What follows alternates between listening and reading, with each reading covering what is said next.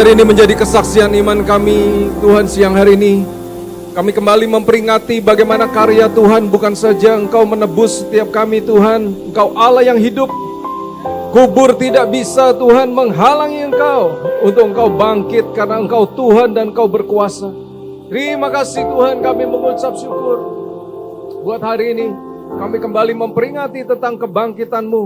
Dan ini bukan sekedar menjadi perayaan, Tuhan, tapi kami percaya bahwa kebangkitan, kuasa kebangkitan itu hidup di dalam setiap kami. Terima kasih Tuhan, kuasa kemenangan itu hidup dari dahulu sampai dengan sekarang. Dan itu nyata buat kami semua. Terima kasih Tuhan, kami mengucap syukur. Diberkati firman-Mu sebentar Tuhan, diberkati kami semua. Terima kasih Tuhan, kami siap untuk belajar merenungkan firman-Mu. Dan kami siap untuk melakukannya. Di dalam nama Tuhan Yesus, kita semua yang siap belajar melakukan firman Tuhan, katakan sama-sama, amin. Tuhan berkati kita semua. Silakan duduk Bapak Ibu Saudara sekalian. Selamat Paskah, boleh katakan Shalom. Selamat Paskah sekali lagi. Terima kasih buat Bapak Gembala yang sudah memberikan kesempatan buat saya bisa berbicara di tempat ini. Bapak Ibu, ada yang belum dapat handout? Ada yang belum dapat handout? Sudah dapat semua ya? Baik, kita akan belajar firman Tuhan sama-sama. Nah, Bapak Ibu Saudara sekalian, menurut data dari populasi kekristenan hari ini bersama dengan seluruh orang percaya Katolik, Kristen, katanya hari ini jumlahnya itu kurang lebih ada 30%. Ada berapa persen? 30%. Boleh ditampilkan? Ada populasi daripada semua ini ada 30% katanya. Nah, pertanyaannya begini.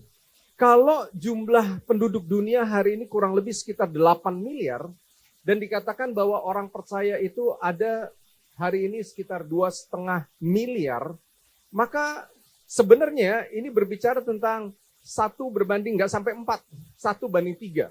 Kalau saja satu orang percaya mengerti tentang amanat agung, kalau saja orang percaya mengerti tentang apa? Amanat agung, satu orang di dalam hidupnya atau di dalam 1 tahun ini mengabarkan kabar baik dan bisa membawa minimal 3 orang saja, maka sesungguhnya satu dunia sudah menjadi orang percaya. Katakan amin. Satu orang percaya butuh berapa orang? 3 aja, minimum 3. Maka satu dunia ini sudah menjadi orang percaya. Karena jumlah kita kira-kira enggak 1 banding 3, kurang lebihnya. 1 banding 3. Untuk itu berapa jiwa yang sudah kita bawa kepada Kristus, ya? Karena hari-hari ini fenomena yang ada di dalam orang percaya, gereja-gereja adalah hanya terjadi perpindahan jemaat. Dan kemarin saya ngobrol sama salah seorang gembala, dia ketemu 1 bulan lalu kurang lebih. Tadi itu saya mau ketemu dong, ngobrol-ngobrol soal pelayanan, udah lama.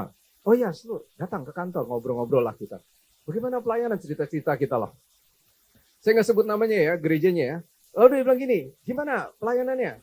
Dia bilang, puji Tuhan, kita sekarang sudah 4 kali ibadah. Oh ya, wah luar biasa, 4 kali ibadah. Berapa sekali ibadah? Kurang lebih sekitar 500 Pak. Oke, berarti kalau 4 kurang lebih berapa? 1.800 sampai 2.000. Wah luar biasa. Terus bagaimana itu muat semuanya? Kita baru beli tanah di sebelahnya, di dekat situ. Untuk apa? Saya bilang, untuk parkir. Oh ya, untuk parkir. Oh oke, karena udah gak muat lagi gedung parkir ya. Lalu saya tanya begini sama dia. Sel grupnya jalan. Sel grupnya jalan Pak. Oke. Berapa sel grupnya hari ini? Kira-kira ada 50 yang jalan. Oke. Satu kurang lebih average-nya 8 orang. Berarti kalau 8 kali 50 berapa? 400. Saya bilang itulah jemaatmu sesungguhnya. Hati-hati dengan jumlah. Karena jumlah itu seringkali membuat masalah. Bagus jumlah ya, ada begitu banyak orang duduk di dalam gereja diberkati melalui firman Tuhan. Itu puji Tuhan, bagus. Tapi saya bilang begini, konsentrasilah, fokuslah, investasilah untuk jemaatmu yang 400 itu. Karena kalau kamu terkesima nanti, wah melihat 2.000, udah gak muat lagi, 2.500, 3.000. Akhirnya kamu beli gedung sebelah. Padahal orang yang jemaat itu cuman yang mau untuk diarahkan, dimuridkan itu ya itulah yang tergabung di dalam sel grup itu. Oh saya bilang benar Pak. Itu orang-orang itu datang ke gereja cuman minta bantuan, minta dilayani. Tapi disuruh ikut pemuritan gak mau. Disuruh ikut sel grup gak mau. Saya bilang itulah jemaatmu sesungguhnya yang 400. Hati-hati. Makanya kenapa ya Bapak Ibu Saudara sekalian, hari ini kan fenomenanya kan buka mega church. Nggak ada yang salah dengan mega church. Buat saya itu oke saja, nggak ada yang salah. Tapi yang jemaatnya pindah memenuhi gereja itu, lalu ada satu gereja atau 2 gereja, 3 gereja mulai kosong. Kenapa? Gedungnya lebih baik. Di sana gedungnya lebih baik, akhirnya mereka pindah. Jadi yang ada hari ini adalah bukan pertambahan jiwa-jiwa baru, tetapi hanya perpindahan jemaat dari gereja kepada gereja daripada gereja. Saya bersyukur MCC kita fokus kepada pemuritan. Kita fokus kepada menjadi murid dan menjadikan murid. Katakan sama-sama amin. Kita ini gereja ini investasi besar sekali untuk mengadakan pemuritan Bapak Ibu Saudara sekalian. Kalau saja satu orang percaya mengabarkan kabar baik minimal kepada 3 orang, maka sesungguhnya dunia ini selesai menjadi orang percaya semua. Dari 12 murid menjadi 120, menjadi 500, sampai hari ini sekian ribu tahun kemudian kita menjadi 30% populasinya. Dimulai dari berapa murid? Dimulai dari 12 murid. Tuhan fokus memuridkan yang 12. 12 itu dimuridkan, 12 lalu menjadi 120 dan sampai sekarang kita sudah kurang lebih hampir 2,5 miliar penduduk dunia. Tapi berapa banyak mereka yang percaya atau yang menjadi murid? Itu 2 pertanyaan yang berbeda nantinya. Firman Tuhan bilang begini Bapak Ibu Saudara sekalian, kita baca 2-3. Tetapi andai kata Kristus tidak dibangkitkan, maka apa? Sia-sialah pemberitaan kami dan sia-sialah apa? Juga kepercayaan kamu. Kalau Kristus tidak dibangkitkan, hari ini kita memperingati Paskah, Tuhan bangkit dari kubur. Kalau tidak dibangkitkan maka sia-sialah, boleh katakan sama-sama sia-sia. Sia-sialah semua pemberitaan kami. Pertanyaannya hari ini buat kita orang percaya, dengar baik-baik ini jemaat MCC. Apakah kebangkitan Kristus hari ini buat iman kita menjadi sia-sia? Ini pertanyaan yang harus dibalik. Sia-sialah iman percaya kita ketika Kristus tidak bangkit kan? Pertanyaannya hari ini buat kita adalah, apakah kebangkitan Kristus itu, iman, kemenangan, kebangkitan itu sudah menjadi sia-sia atau berkarya di dalam hidup setiap kita orang percaya? Ini 2 hal yang berbeda. Kita bersyukur bahwa Tuhan bangkit, karena kalau enggak percuma apa yang menjadi iman percaya kita. Tapi banyak orang Kristen, mereka menyia-nyiakan karya, bukan saja karya salib, karya kebangkitan Kristus dengan hanya menjadi jemaat saja. Dengan menjadi orang percaya saja. Karena Kristus tidak pernah bilang begini, jadikan semua bangsa orang percaya. Enggak, jadikan semua bangsa apa? Murid. Untuk itu jangan fokus kepada menjadi orang percaya. Hari ini kita akan belajar sama-sama. Jangan menjadikan karya Kristus, kebangkitan itu, menjadi sia-sia di dalam kehidupan iman percaya kita. Katakan amin. Boleh katakan kiri kanannya, jangan menjadi sia-sia. Kalau enggak iman kita percuma. Akhirnya banyak orang pelayanan, kemarin kita baru melayani lagi, ada satu orang pelayanan udah lama, dari satu gereja besar. Dulu dia koordinator teens, koordinator youth, gereja besar sekali, super church, mega church. Hari ini saya sudah nggak pelayanan udah puluhan tahun kok. Kenapa? Kecewa. Kemarin saya ketemu lagi, main golf sama satu orang. Kamu, kita ngobrol-ngobrol lah tentang iman gitu kan. Kamu agama apa? Oh, saya percaya sama 5 agama. Oh ya 5 agama. Oh, tapi kamu percaya Yesus? Saya percaya Yesus. Kamu percaya Yesus juga satu-satunya juru selamat? Iya. Kenapa? Singkat ceritanya nih, saya kecewa sama orang. Banyak orang-orang itu, orang percaya, membuat kecewa orang lain sehingga akhirnya mereka jauh daripada Tuhan. Dengar ini baik-baik, itu sama dengan kita telah menyia-nyiakan karya kebangkitan Kristus di dalam hidup kita orang percaya. Jangan sampai karya kebangkitan Kristus itu menjadi apa? Sia-sia. Untuk itu Bapak Ibu Saudara sekalian, hari ini ya, dunia pun mengakui ya, dunia itu mengakui ya kan, kalau sistem kalender itu ada before Christ and ada BC and AD. AD itu artinya Anno Domini, Anno Domini itu artinya in the year of the Lord. Semua bermula dari Kristus, katakan amin. Semua titiknya itu dari Kristus. Semua diakui, pencatatan sejarah itu before Christ dan ada after Anno Domini itu namanya in the year of the Lord, setelah Tuhan lahir, maka semuanya itu ada dari Alfa dan sampai Omega, semuanya itu dicatat dimulai daripada kedatangan Kristus, karya penebusan yang luar biasa di dalam hidup saudara dan saya. Yang setuju beri tepuk tangan buat Tuhan. Hari ini saya mau share nanti 3 pesan Paskah ya, Matius 28. Pada saat itu malaikat berkata kepada perempuan itu, janganlah kamu takut, sebab apa? Aku tahu kamu mencari Yesus yang disalibkan itu. Ia tidak ada di sini sebab ia telah apa? Telah bangkit, sama seperti yang dikatakan. Ada 4 perintah di situ. Yang pertama, mari. Yang kedua, lihat tempat ia berbaring. Pergilah kamu dan katakan kepada murid-murid. Ini adalah panggilan buat kita semua. Yang pertama ini adalah ajakan, come. Yang kedua, kalau kita sudah datang, kita harus mengalaminya. Lihat sendiri, jangan lihat dari jauh, jangan dengar kata orang, alami sendiri. Karena banyak orang cuma dengar kata orang saja. Kalau kita datang, kalau kita mengalaminya, maka perintah yang berikutnya adalah kemudian pergi. Lalu kamu harus memberitakan. Ini adalah panggilan untuk kita setiap orang percaya, katakan amin. Menerima Yesus itu puji Tuhan, karya keselamatan. Tapi jangan hanya kita menjadi jemaat saja. Saya selalu bilang terlalu mahal harganya kalau Kristus mati untuk kita hanya duduk di bangku jemaat saja. Terlalu amat mahal. Karena Tuhan mati di atas kayu salib dengan sebuah tujuan. Firman Tuhan bilang gini, come, you have to see and you have to go and tell. Yang pertama kepada siapa? Kepada murid. Makanya kenapa pemberitaan itu kita harus memuridkan orang lain di dalam hidup ini. Katakan amin. Beritakan kepada murid, ia telah bangkit dari antara orang mati, ia mendahului kamu kemana? Ke Galilea. Di sana kamu akan melihat dia, sesungguhnya aku telah mengatakannya kepadamu. Ayat 8 kita baca sama-sama. 2, 3. Mereka segera pergi dari kubur itu dengan apa? Takut dan dengan sukacita yang besar dan berlari cepat-cepat untuk memberitahukannya kepada para murid. Hari ini saya mau pesan pasti ada 3 pesan Paskah 2025 buat kita semua, Bapak Ibu Saudara sekalian. Yang pertama, firman Tuhan Matius 28 bilang, tetapi malaikat itu berkata kepada siapa? Perempuan-perempuan itu. Justru pemberitaan kebangkitan yang pertama diberitakan kepada para wanita. Dan kalau kita tahu sejarah daripada Israel, kaum wanita itu, mereka itu bisa dikatakan second class. Karena kalau saja warisan yang dibagi itu orang pria, anak prianya. Yang wanita nggak mendapat warisan, tidak mendapatkan warisan pusaka sama sekali. Kenapa? Karena mereka second class. Mereka dianggap orang-orang yang hanya ada untuk melayani.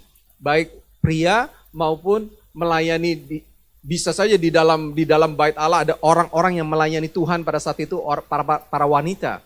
Nah, dikatakan bahwa perempuan-perempuan itu disampaikan, jangan kamu takut, sebab aku tahu kamu mencari Yesus. Ia tidak ada di sini, mari lihatlah tempat ia berbaring, pergi dan katakan. Di Lukas 24, kita tahu siapa perempuan-perempuan itu. Perempuan-perempuan itu adalah siapa? Ada Maria dari Magdala, Yohana, dan Maria ibu Yakobus. Bapak Saudara sekalian, kalau kita tahu ceritanya, Maria dari Magdala itu adalah orang yang pernah kerasukan 7 roh jahat. Di dalam terjemahan bahasa lain ada Yohana. Yohana itu istrinya Kusa. Kusa itu bendaharanya Herodes pada saat itu. Yang dikatakan oleh kitab Lukas, katanya Yohana ini melayani Yesus dengan kekayaan mereka, katanya. Tuhan itu memberitakan berita pasca kebangkitan yang pertama justru kepada orang-orang yang tidak dipandang oleh dunia ini. Katakan, saya bersyukur. Banyak dari kita merasa nggak mampu. Banyak dari kita merasa tidak layak. Justru pemberitaan pertama diberitakan kepada perempuan-perempuan, katakan puji Tuhan.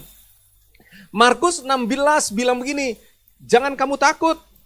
Kamu lihat ia nggak ada di sini, lihat inilah tempat mereka dibaringkan. Tetapi sekarang apa? Ayat 7, pergilah katakan kepada murid-muridnya dan kepada siapa? Kepada Petrus. Kitab Markus mencatat bukan saja kepada perempuan-perempuan diberitakan, tapi juga disebut secara khusus oleh malaikat, beritakan, sampaikan kepada Petrus. Kenapa Petrus harus disebut namanya? Secara khusus. Pemberitaan itu diberitakan kepada 2. Ada 1 kaum perempuan. orang-orang yang dianggap tidak layak. Yang kedua, kepada Petrus, orang yang telah menyangkal Yesus. Dia menyesal sekali dia menyangkal Yesus pada saat itu. Bapak Ibu Saudara sekalian, pesan Paskah yang pertama adalah gini nih, buat kita semua. Kita ini sebelum Tuhan, kita ini orang-orang yang hancur dan gak layak. Tapi Tuhan membuat kita menjadi utuh lagi. Katakan amin. Tuhan menjadikan kita utuh lagi dari orang yang tidak layak, orang yang tidak dianggap, orang yang penuh dengan keterbatasan, bahkan orang yang sudah menyangkal Yesus. Petrus, Tuhan kasih kesempatan lagi. Berita Paskah yang pertama adalah berita bahwa setiap kita yang tidak layak, tidak mampu, Tuhan membuat kita menjadi berharga lagi, menjadi utuh lagi. Seberapa jauh pun ada yang pernah menyangkal Yesus seperti Petrus 3 kali mengutuki Yesus. Puji Tuhan gak ada ya. Kemarin kita baru layani orang itu. Kok aku udah puluhan tahun tidak melayani. Singkat ceritanya kita jangkau dia di home. Jangkau di home. Setelah itu ini dia sudah mau bergereja lagi. Kemarin datang ke gereja Kuitang. Sekarang sudah mulai aktif datang di home. Nah puji Tuhan bahwa orang yang pernah jauh daripada Tuhan sekarang dibawa dekat lagi. Saya bilang begini sama dia, dengar ini baik-baik. Kamu dulu pelayan Tuhan kan? Tidak ada yang namanya mantan pelayan Tuhan. Mantan penjahat ada, menjadi orang baik. Mantan pelayan Tuhan tidak ada. Karena panggilan pelayanan itu, hamba itu adalah seumur hidup kita. Akhirnya singkat ceritanya kita layani di home. Hari ini puji Tuhan mau bergabung. Saya tanya sama dia, sebutlah namanya Budi. Saya bilang, Bud, gini. Kamu doakan ya, kamu sekarang gereja di mana? Aku kan gak bergereja kok. Oh ya, jadi sekarang aku udah ada deh datang ke sini, datang ke sini, datang ke sini. Aku lihat gereja-gereja semua, aku pelajari. Oh ya bagus. Kamu doain ya kalau belum ada gereja yang tetap, nanti datang aja ke MCC. Kalau kamu coba doakan, apakah mau bergabung di dalam home kita, cell group. Saya tidak mau memaksa kamu, tapi kamu juga gak usah nunggu sampai dipaksa juga. Doa, kalau kamu mau segera bergabung di home kita. 1 hari kemudian, beberapa hari yang lalu, dia WhatsApp saya malam-malam. Malam kok, sorry mengganggu malam-malam. Saya bersama dengan pasangan saya memutuskan saya mau untuk dimuridkan. Tolong jadi bapak rohani buat saya. Kemarin saya hadir di home, saya diberkati, saya dapat banyak sekali. Terima kasih buat pelayanannya. Tolong add kami masuk di dalam grup home. Tepuk tangan dong buat Tuhan. Saya percaya bukan karena saya pinter ngomong.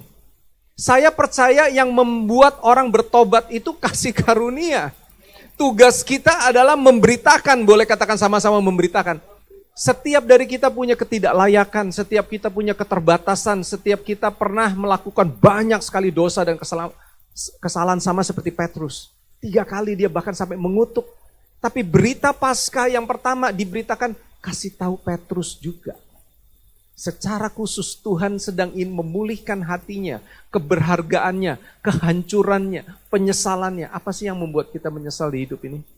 Ketidakmampuan kita, keterbatasan kita, dunia tidak memandang kita mungkin. Berita Paskah yang pertama, kebangkitan disampaikan kepada kita semua, orang-orang yang tidak layak. Bukan kepada para hamba-hamba Tuhan. Bukan kepada justru murid-muridnya. Justru kepada perempuan-perempuan terlebih dahulu.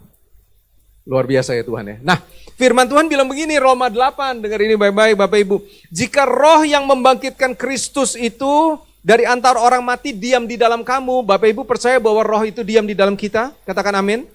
Maka katanya kalau roh itu yang telah membangkitkan Kristus, Yesus dari antara orang mati, dia akan menghidupkan juga tubuhmu yang fana oleh apa?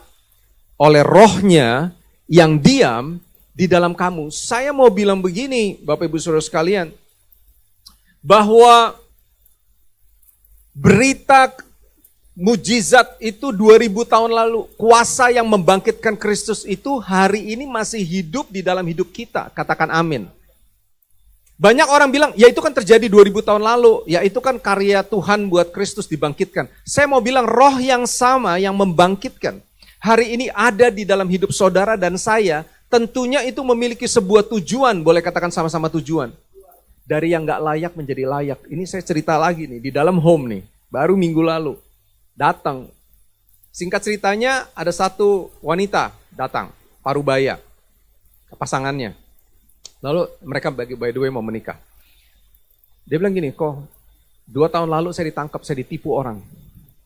Saya ditipu orang, singkat cerita ditangkap di bandara, ditangkap, akhirnya saya masuk penjara. Habis semua apa yang saya punya. Tapi saya kenal Tuhan Yesus justru dari dalam penjara. Lalu dia bilang gini, kok aku tuh di dalam penjara, aku tuh mau makan aja susah. Tahu nggak kalau mau makan telur itu harganya berapa di penjara? Bisa habis 100.000. Mahal banget telur. Belinya aja 50.000. Mau minta masakin harus bayar lagi 50.000. Saya mau makan nasi sama telur itu mahalnya minta ampun. Suatu saat dia bilang gini, saya puasa, saya kenal Tuhan di dalam penjara dia bilang. Suatu saat saya ini kepengen Tuhan, karena saya puasa, Tuhan aku ini pengen pizza. Dia bilang, udahlah gak mungkin, orang mau telur aja susah, 100.000 gak ada uang lagi. Dan kita itu justru ngandelin dari kalau ada keluarga kunjungan datang, kadang-kadang mereka kasih kita seminggu sekali kunjungan keluarga. Terima uang, disitulah kita baru bisa mulai makan kalau belum habis duitnya. Tiba-tiba saya bilang gini, Tuhan aku kepengen sekali makan pizza. Begitu dia amin, ini kesaksian. Begitu dia amin dia bilang gini, namanya sebutlah Siti. Dia bilang, Siti, ya kenapa? Kamu dipanggil sama ibu. Saya nggak usah sebut ibunya namanya siapa karena saudara pasti tahu. Salah seorang yang masuk penjara lah. Dipanggil sama ibu. Oh ya, dia datang. Kenapa bu? Dia bilang gini, Siti, kamu lihat tuh di meja ada pizza 1 meter, pizza hut tuh yang 1 meter tuh. Saya dikasih orang, ini ada 3, nih buat kamu. Dia nangis di situ. Begitu dia selesai doa amin, dia bilang, Siti, kamu dipanggil sama ibu. Suruh ke ruangan sana. Dia datang, dia bilang, nih saya kebanyakan, ini buat kamu. Dia nangis di situ. Saya bilang waktu itu ya, Tuhan itu segitu detailnya ya. Orang yang dianggap dunia najis gak layak, Tuhan perhatikan sampai begitu. Bayangin ya, kan ada prosesnya dong, ibu itu either dia dikasih sama orang, either dia pesen Gojek, kalau itu bisa di penjara ternyata bisa, saya gak tahu. Lalu ada prosesnya kan, ngirim, ada prosesnya nerima, masuk, dia terima, itu selesai berdoa. Saya mau bilang begini pesan Paskah buat kita, setiap dari kita itu berharga di hadapan Tuhan. Jangan pernah merasa dirimu gak layak. Jangan pernah merasa dirimu gak mampu. Jangan pernah merasa dirimu gak bisa. Jangan pernah merasa begini, aku udah terlalu jauh daripada Tuhan. Petrus berita itu sampaikan secara khusus juga kepada Petrus. Tuhan mau memulihkan kehidupan kita semua, katakan amin. Yang kedua, Bapak Ibu Saudara sekalian, yang kedua firman Tuhan bilang gini, segeralah pergi, katakan bahwa aku mendahului kamu ke Galilea. Yang luar biasa adalah waktu di Markus 9, waktu Tuhan mengajar murid-muridnya, anak manusia akan diserahkan ke dalam tangan manusia dan mereka akan membunuh dia. Dan 3 hari sesudah ia dibunuh, dia akan apa? Bangkit. Tuhan lagi ajar kepada murid-muridnya di Markus 9. Yang luar biasa adalah ayat 32. Murid-muridnya bilang, mereka apa? Tidak mengerti perkataan itu, namun mereka segan untuk bertanya. Yang ngajar ini siapa? Ini bukan Pak Gembala, bukannya Pak Gembala nggak bisa ngajar. Ini bukan orang dunia, yang ngajar ini Yesus langsung. Mereka nggak ngerti, tapi mereka segan untuk bertanya. Yang luar biasa adalah di malam sebelum Yesus ditangkap, pada saat perjamuan terakhir, kalau Bapak Ibu baca di Matius 26, Tuhan Yesus menyampaikan sekali lagi kepada murid-muridnya, malam ini juga katanya, kamu semua akan tergoncang imanmu, aku akan dikatakan begini, sebab ada tertulis, aku akan membunuh gembala dan kawanan domba itu akan apa? Tercerai-berai. Yang ngomong Yesus kepada siapa? Kepada siapa? Murid-murid pada perjamuan terakhir. Dan Tuhan bilang begini, akan tetapi sesudah itu aku akan bangkit dan aku akan mendahului kamu ke Galilea. Yang luar biasa adalah murid-murid tahu tapi mereka nggak kenal. Saudara catat, berita Paskah yang kedua di tahun 2025 ini, jangan hanya tahu tentang Tuhan, tapi kenalilah Tuhan. Katakan amin. Banyak orang menjadi percaya, tapi tidak banyak orang menjadi pengikut Kristus. Banyak orang bilang gini, Tuhan nggak cari believers. Believers itu banyak sekali. Banyak orang percaya, tapi nggak banyak yang jadi pengikut. Makanya kenapa Tuhan bilang, kamu kalau mau ikut aku, kamu harus pikul salib. Lalu apa? Baru kamu ikut aku. Tuhan nggak bilang percaya. Makanya kenapa jadikan semua bangsa harus jadi murid, bukan jadi pengikut. Bukan jadi orang percaya saja nggak cukup, harus jadi murid. Banyak orang tahu, saya tahu presiden kita Pak Prabowo, tapi saya tidak kenal. Bapak Ibu tahu pendeta Nathanael? Bapak Ibu kenal. Antara tahu dan kenal itu dua hal yang berbeda. Murid tahu mereka ada di dekat Tuhan pada saat itu, tapi mereka tidak mengenalnya. Hari ini berita Paskah yang kedua adalah perbaiki pengenalan kita akan Tuhan. Katakan amin. Firman Tuhan bilang begini, ini yang luar biasa. 1 hari sesudah Yesus disalib, dikatakan keesokan harinya, sesudah hari persiapan, datanglah imam-imam kepala dan orang-orang Farisi bersama-sama menghadap siapa?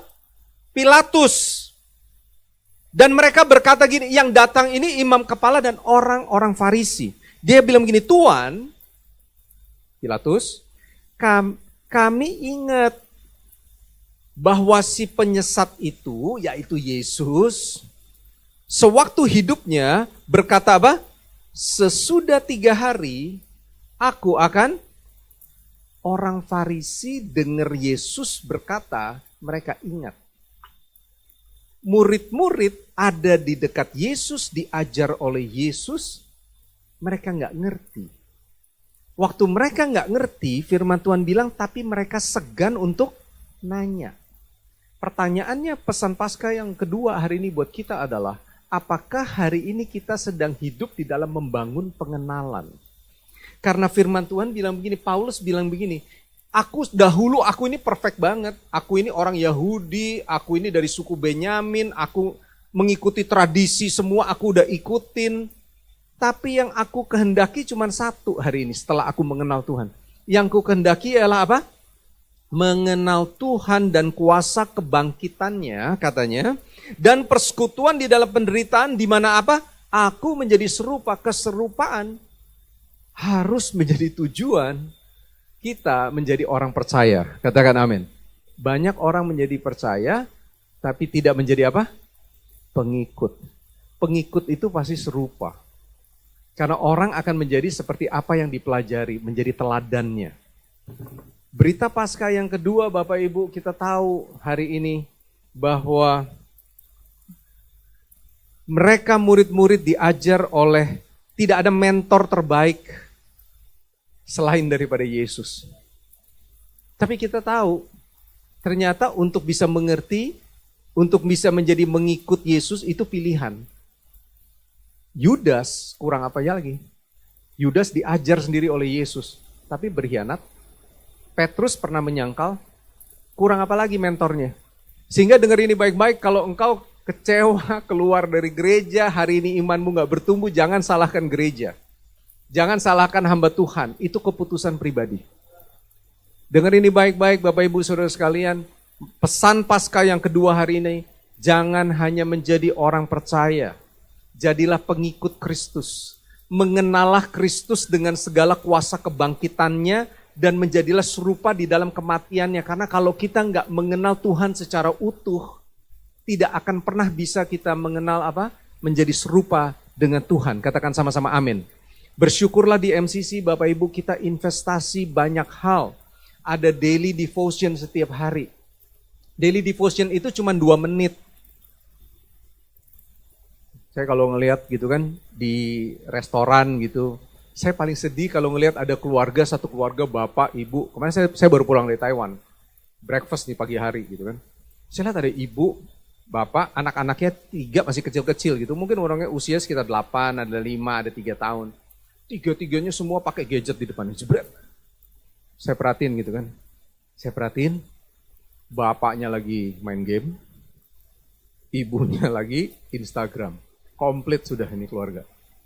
5-5-nya. Saya mau bilang gak ada yang salah dengan gadget. Tapi kalau kita bisa punya waktu segitu banyak, Masa sih dengerin daily devotion 2 menit aja kita nggak bisa? Karena firman Tuhan bilang setiap firman yang diberitakan dari mulut Allah tidak akan pernah kembali dengan apa? Dengan sia-sia. Masa sih 2 menit kita nggak bisa? Masalahnya kan bukan nggak bisa kan, nggak mau.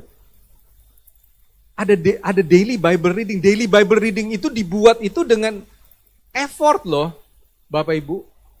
Dipersiapkan setiap hari kita itu baca daily Bible reading setiap hari. Kemarin kita baru selesai mengadakan seal. Ada hampir 25 pasang, ada 50 orang. Bayar cuma berapa? 3 hari 2 malam di hotel yang bagus, 700.000. Gereja udah pasti nombok, udah nggak jauh banget lah udah. Gereja investasi supaya Bapak, Ibu, Saudara sekalian yang ada yang Tuhan utus ada di sini, betul-betul dimuridkan. Betul-betul supaya bertumbuh, supaya mengenal. Makanya kenapa Bapak Gembala selalu bilang bergabunglah di dalam home. Karena home itu disitulah kita akan dimuridkan bersama-sama. Di gereja ini, Bapak Ibu nggak ngerti, nggak bisa angkat tangan. Kan saya mau nanya dong, nggak bisa. Di dalam home kita banyak diskusi. Kita banyak masuk kepada hal-hal yang sifatnya pribadi, pergumulan pribadi. Kita investasi besar. Kenapa? Karena visi yang sudah Tuhan kasih adalah menjadi dan menjadikan murid. Kita sebelum kita jadi berkat buat orang lain, kita terlebih dahulu harus apa? Harus jadi murid. Suatu saat ingat cerita tentang Petrus, waktu Yesus beritakan bahwa saya sebentar lagi mau diserahkan nih. Petrus datang sama Yesus, dia bilang apa? Sekali-kali itu dijauhkan daripada engkau.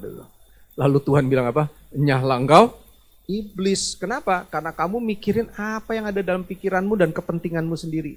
Ini ciri-ciri orang Kristen dan orang percaya hari-hari ini. Berpikir bukan tentang mengenal Tuhan, menjadi serupa, tapi apa yang baik buat saya. Petrus kurang apa sih diajar sama Yesus langsung? Yudas sama juga. Tapi berita itu kepada Petrus juga kan, berita kebangkitan. Yang ketiga, yang terakhir. Markus 16. Lalu mereka keluar dan lari meninggalkan kubur itu, para perempuan-perempuan itu. Sebab gentar dan dahsyat menimpa mereka, mereka tidak mengatakan apa-apa kepada siapapun juga karena takut. Pertama kali berita itu membuat mereka kaget dan syok, takut. Tapi kita tahu kalau kita maju di Kisah Para Rasul 5 pada saat itu, pada saat kita ngerti ya, pada saat itu disampaikan kepada para rasul, sampai pada akhirnya Tuhan sendiri harus menampakkan diri sama mereka. Ingat cerita bagaimana Tuhan hadir menampakkan diri yang pertama kepada 2 orang yang waktu jalan di Emmaus, murid-muridnya. Mereka nggak ngerti, ada selaput seperti yang menutupi mereka. Pada akhirnya Yesus seperjamuan dengan mereka dan gugurlah semua selaput-selaput yang menutupi dan mereka melihat benar bahwa itu adalah Tuhan. Pada saat itu di Kisah Para Rasul 5 lompat kita maju bagaimana murid itu dari sebelum dan sesudahnya. Di Kisah Para Rasul 5 rasul-rasul itu dipanggil untuk disesah. Kenapa? Karena mereka memberitakan tentang jalan keselamatan. Mereka disesah, dilarang untuk mengajar di dalam nama Yesus. Mereka diapakan? Disesah. Disesah itu bukan ditampar. Disesah itu dicambuk. Bahkan kita tahu sampai 39 kali Paulus pernah mengalaminya. 39 kali. Dilarang, lalu rasul itu meninggalkan sidang mahkamah agama dengan apa Bapak Ibu? Kok bisa bagaimana orang yang disesah, dilarang, dipukulin, tapi mereka keluar dengan gembira. Bukan saja mereka gembira, kenapa? Karena mereka dianggap layak, dan mereka setiap hari melanjutkan, mereka tetap melakukannya. Bapak Ibu, berita Paskah yang ketiga buat kita semua adalah mereka semua dari diam, mereka hari ini diutus. Dari yang punya keterbatasan, punya ketakutan, mereka hari ini diutus dan berita Paskah hari ini untuk kita semua orang percaya. Katakan amin. 3 hal yang kita pelajari Bapak Ibu, pesan Paskah 2025. Yang pertama apa? Dari hancur menjadi utuh. Setiap dari kita pernah hancur, melakukan banyak kesalahan. Kalau kita hari ini jauh dari Tuhan, ini waktunya Paskah 2025 menjadi momentum kita kembali. Kenapa? Karena Tuhan bilang sampaikan secara khusus kepada Petrus.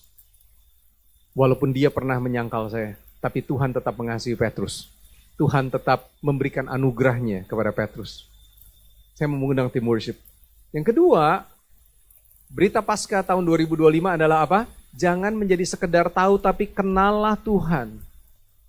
Kenali yang kukehendaki seperti itu kan. Dahulu apa yang kuanggap untung, sekarang kuanggap sampah. Kenapa? Karena pengenalan itulah yang merubah hidup kita. Katakan amin. Kalau kita menjadi orang percaya, hidup kita nggak ada perubahan, something is wrong. Kalau kita menjadi orang percaya dan Tuhan bilang, ada orang banyak bilang, hidup lu berubah sekarang. Apa yang terjadi? Berarti mereka bisa bersaksi karya itu nyata. Ingat tadi, jangan membuat karya kebangkitan itu menjadi apa? Sia-sia.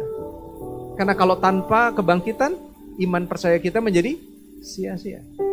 Jangan membuat karya kematian, kebangkitan Kristus menjadi sia-sia dalam hidup kita. Bangun pengenalan akan Tuhan. Saudara suka main di sosial media, it's okay. Tapi hari ini saya mau bilang bahwa spend waktu 2-3 menit dengar daily devotion. Saudara mau di jalan dengar dari pakai earphone, terserah lah. Dengar, percayalah bahwa hidupmu akan berubah. Bangunlah, kenalilah Tuhan. Kalau hari ini engkau kecewa dengan gereja, sama seperti Yudas mungkin kecewa, kurang apa Yudas diajar sama Yesus? Masalahnya bukan ada di gereja, masalahnya bukan ada di hamba-hamba Tuhan, masalahnya di dalam diri kita. Itu keputusan. Apakah kita mau hidup maju di dalam iman, atau kita mau mundur di dalam iman? Itu berita Paskah yang kedua. Yang ketiga, berita Paskah yang ketiga adalah setiap dari kita diutus. Katakan amin. Dari mereka yang pertama takut, bahkan mereka kunci ruangannya. Kenapa? Karena takut. Jangan-jangan nanti terjadi sama guru, terjadi sama kita juga di Uber, kita juga dibunuh. Mereka kunci. Pada akhirnya mereka ngerti bahwa berita itu untuk mereka keluar memberitakan. Mereka disesah, dilarang, ditampar, disiksa. Tapi mereka gembira. Kenapa? Ini kesempatan. Saya udah terima cuma-cuma. Sekarang tugas saya memberitakan dengan cuma-cuma. Berita Paskah yang ketiga hari ini, bersaksilah tentang Tuhan. Saudara gak perlu menjadi hamba Tuhan. Gak ada yang salah menjadi hamba Tuhan. Bersaksilah tentang karya Tuhan dalam hidupmu. Ceritakan tentang Tuhan. Karena yang membuat orang bertobat itu bukan kita, tapi kasih karunia Tuhan. Saudara belajar sesuatu hari ini? Saudara menangkap pesan Paskah hari ini? Yuk bangkit berdiri sama-sama yuk. Terima kasih Tuhan, kami mengucap syukur. Terima kasih Tuhan.